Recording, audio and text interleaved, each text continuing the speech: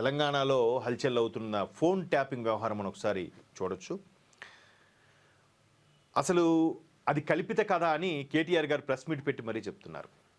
మరోవైపు మాజీ ముఖ్యమంత్రి కేసీఆర్ గారు నేను అక్కడికి రాలేను, ఇక్కడ నంది హిల్స్ దగ్గర నా నివాసం దగ్గర ఉన్నాను, నేను సహకరిస్తా అన్నారు. అయింది.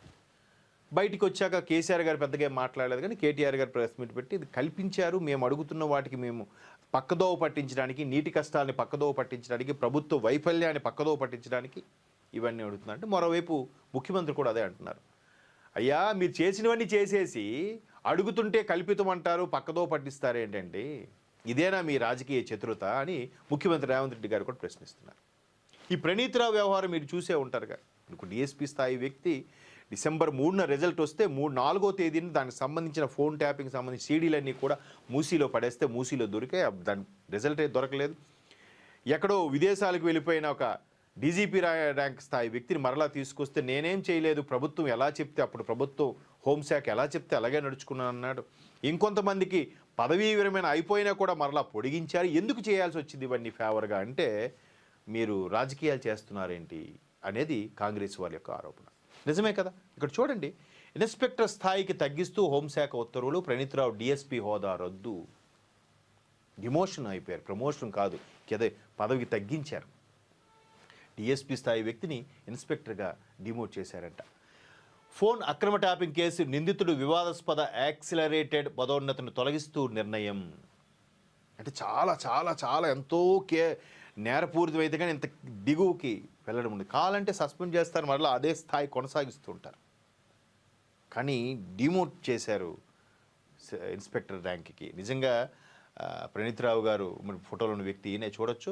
అక్రమ ఫోన్ ట్యాపింగ్ వ్యవహారంలో కీలక నిందితుడు ప్రస్తుతం సస్పెన్షన్ ఉన్న దుగ్గ్యాల ప్రణీత్ రావు డిఎస్పీ హోదాను రద్దు చేస్తూ రాష్ట్ర ప్రభుత్వం నిర్ణయం తీసుకుంది. డిఎస్పీగా పదోన్నతి పొందిన అనంతరం ప్రొబేషన్ కాలంలో విధుల దుర్వినియోగం పాల్పడిన నేపథ్యంలో నిర్ణయం తీసుకున్నట్టు వెల్లడించింది. ఈ మేరకు హోంశాఖ ప్రభుత్వ ప్రధాన కార్యదర్శి సివి ఆనంద్ ఉత్తర్వులు జారీ చేశారు. అంటే ఇలాంటి సింపుల్ ప్రభుత్వ సంస్థలో ఇలాంటి చేయడం చిన్న విషయం కాదు. చాలా ప్రైవేట్ రంగంలో అనుకోండి ఏముంది, మహా అయితే వాడు రిజైన్ చేసి వెళ్ళిపోతాడు, రాత్రి సీఈఓ స్థాయిలు కూడా మారిపోతుంటారు. కానీ ప్రభుత్వ వ్యవస్థల్లో చాలా నిర్ణయాలు ఉంటాయి, దానికి చాలా జీవోలు ఉంటాయి. లేదంటే రేపు పొద్దున ఈయన కేసు గట్రా వేసాడు అనుకోండి, మొత్తం అందరికీ ఇబ్బంది కలుగుతుంది. సో ఎంత కఠిన నిర్ణయం తీసుకున్నారంటే ఈ సంబంధించిన నేరపూరితవన్నీ కూడా ఆధారాలు ఉండబట్టే ఇట్లా జరుగుండొచ్చు అని కూడా అందరూ భావిస్తున్నారు. గతంలో ప్రణీత్ రావు కల్పించిన యాక్సిలరేటెడ్ పదోన్నతి నిర్ణయం, యాక్సిలరేటెడ్ ఇక్కడ చూడండి, అంటే ఇంకా ఆ మినిమం ఇన్స్పెక్టర్గా ఇన్నేళ్ళు కనీసం ఒక 8 ఏళ్ళు ఎంతో ఉంటుంది పీరియడ్. అది కాకుండా ఒక్కసారిగా డిఎస్పీ అంటే యాక్సిలరేటర్ అంటే మనం ఇప్పుడు యాక్సిలేటర్ ఇస్తే జమ్మని వెళ్తుంది కదా కారు, అలాగే యాక్సిలేటర్కి ఒక జంప్ తీసుకునేలాగా పదోన్నతి ఇచ్చారంట. పదోన్నతి ఈ విధంగా ఎందుకు ఇచ్చారనేది కూడా ఒక క్వశ్చనే ఉంది ఇక్కడ. మేబీ దానికి విశ్వాసపాత్రుడే ఆయన పనిచేసాడేమో. సో మొత్తం మీద తెలంగాణ రేపు మున్సిపల్ ఎన్నికలకు సంబంధించి కూడా ఈ విధమైన ప్రతిపక్షము అలాగే అధికార పక్షం మీద మాటల యుద్ధం జరిగే అవకాశం కనిపిస్తోంది. ఎవరికి వారు బాగా బాహాబాహిగా దిగుతున్నారు. ఇక్కడ ప్రణీత్ రావు డిఎస్పీగా పదోన్నతి కల్పించడం అప్పట్లో కలకలం రేపింది. అంటే కదా, ఇప్పుడు వాడికన్నా సీనియర్స్ ఉంటారు, సీనియర్స్కి ఉండకుండా ఈయనకి ఎందుకు ఇచ్చారు అనేది అంటే ఇప్పుడు బయటకు వస్తుంది ఆ వ్యవహారం అంతా కూడా. వీడికి ఎందుకు సడన్గా ఎవరినో పట్టాడరా, మినిస్టర్ని పట్టాడరా, లేదంటే ఎవరినో పట్టాడరా అనుకుంటారు కదా. ఎంత స్ట్రిక్ట్ ఆఫీసర్ ఏదో దేశ భద్రతకు సంబంధించిన ఛేదించేసి కేసులు సాల్వ్ చేస్తే ఇస్తారేమో, అలాగే లేదు. సినిమాలు చూపించడం అలాగే ఉండదు కదా. సో ఇక్కడ 2007 ఎస్ఐ బ్యాచ్లో దాదాపు 300 మంది ఉండగా ఒక్క ప్రణీత్ రావుకు మాత్రమే డిఎస్పీగా పదోన్నతి కల్పించడం వివాదానికి దారితీసింది. 2007 అంటే అప్పట్లో అప్పాలో వీళ్ళందరూ ట్రైనింగ్ అయ్యి బయటికి రిలీవ్ అయ్యి ఉంటారు. ఇప్పుడు అది టీఎస్పీఏగా మారిపోయింది.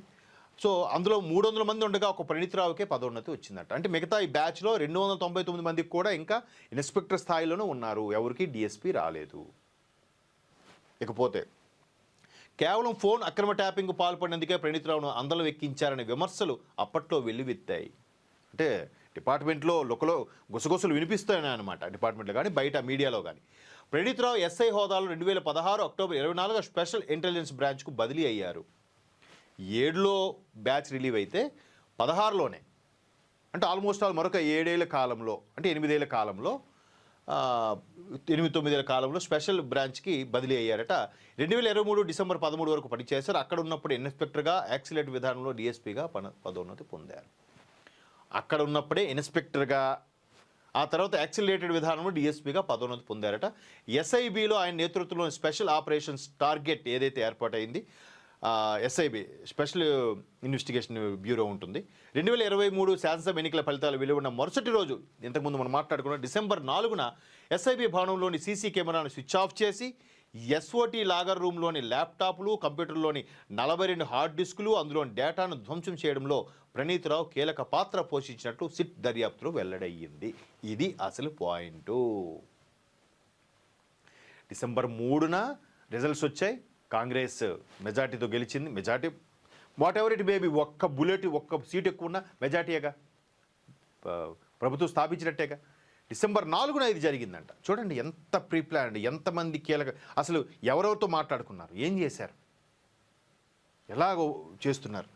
అలాగే ఇది టిఎస్సిఎస్ కాండక్ట్ రూల్స్ 1964 రూల్ నెంబర్ 3 ఉల్లంఘన కిందకు వస్తుంది. అతన్ని సస్పెండ్ చేయాలని ఎస్ఐబి అప్పటికీ డిఐజీ సూచన మేరకు ఇంటెలిజెన్స్ విభాగం నాటి అదనపు డీజీపీ 2024 జనవరి 15న ప్రభుత్వానికి సిఫారసు చేశారు. అంటే ఇవన్నీ ఒక్కసారి ఒక్కొక్కటిగా బయటకు వచ్చిన నేపథ్యంలో ప్రణీత్రావు కీలకంగా ఉన్నప్పుడు ఈయన పాత్రధారి మాత్రమే, సూత్రధారి ఎవరు, ఇప్పుడు అదే రభసగా మారబోతుంది. చూద్దాం.